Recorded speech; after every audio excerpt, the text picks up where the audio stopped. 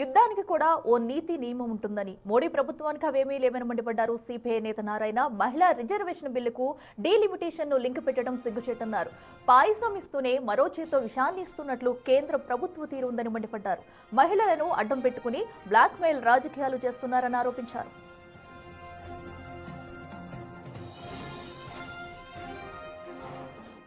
కూడా ఒక నీతి ఉంటుంది. అలాంటి నీతిని మేము ఏమీ లేకుండా పోయిన మోడీ గవర్నమెంట్కి. మహిళా రిజర్వేషన్ బిల్ అనేది న్యాయబద్ధమైంది, ఎప్పటి నుంచి పెండింగ్లో ఉంది.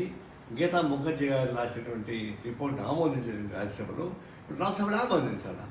దాన్ని ఆమోదించడానికి దాని మధ్యలో ఒక రిజర్వేషన్ బిల్లు, డీలిమిటేషన్ బిల్లు తీసుకొచ్చి పెడతా ఉన్నారు. అంటే పాయసం ఇస్తూనే విషగుళ్ళు కూడించి రెండూ కలిపి తాగండి అని చెప్పేసి అనే పద్ధతుల్లో మహిళా రిజర్వేషన్ బిల్లులు తీసుకెళ్ళి డీలిమిటేషన్లో పెట్టి రెండు ఆమోదించమని చెప్పండి. ఆమోదించకపోతే మహిళా వ్యతిరేక బిల్లుని బ్లాక్మెయిల్ చేస్తారు. మహిళా అడ్డం పెట్టుకుని బ్లాక్మెయిల్ చేస్తాను దొరికితే ఈ బీజేపీ కనిపిస్తూ ఉంది. మీరు దాన్ని విడి చేయండి.